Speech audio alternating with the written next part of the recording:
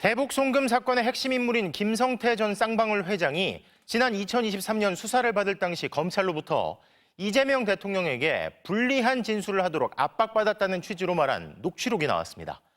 뭐가 있어야 내놓을 텐데 검찰이 자꾸 뭔가 내놓으라 한다며 이재명에게 돈을 준 게 있다면 차라리 줬다고 하고 싶다는 내용이 포함됐는데요. 김지성 기자가 보도합니다. 해외 도피 생활을 이어가다 지난 2023년 초 국내로 송환되기 직전만 해도 김성태 전 쌍방울 회장은 이재명 대통령을 잘 모른다고 했습니다. 이재명 씨는 전화나 이거 한 적 없는데 전화 없고요. 전화보다 말도 못하고. 하지만 800만 달러 대북 송금 사건을 두고 이어진 검찰 수사와 재판에선 이 대통령에게 불리한 진술을 하기 시작했습니다. 북한에 돈을 보냈을 당시 경기도지사였던 이 대통령이 방북 비용 대납을 알고 있었다는 취지로 진술한 겁니다. 그런데 김 전 회장이 구치소로 접견을 온 지인들에게 검찰로부터 진술 압박을 받고 있다는 취지로 이야기한 사실이 확인됐습니다. 2023년 3월엔 검찰이 계속 무언가 내놓으라 한다고 운을 떼더니 차라리 이 대통령에게 돈을 준 게 있으면 줬다고 하고 싶다고 말합니다. 같은 달 면회를 온 또 다른 지인에겐 검찰이 불러서 협박할 수 있으니 각오하라고 주의를 주기도 했습니다.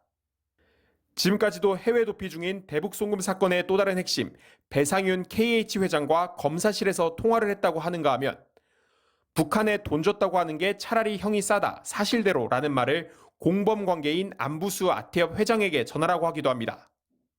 이 같은 녹취는 최근 법무부가 이른바 연어 술 파티 진술 회유 의혹을 감찰하는 과정에서 드러났습니다. 이 대통령은 이 녹취록 내용을 보도한 기사를 SNS에 공유하며 수사와 기소로 사건을 조작하는 건 납치 살인보다 더 나쁘다고 적었습니다.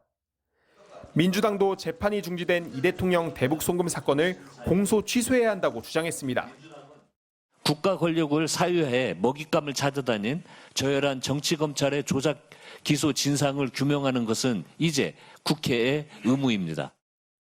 이에 대해 당시 수사팀이던 박상용 검사는 이미 2023년 1월 말부터 김 전 회장이 방북 비용을 대납했다는 진술을 했다며 돈을 준 게 없다고 한 김 전 회장의 발언은 변호사비 대납 의혹과 관련된 발언으로 보인다고 반박했습니다.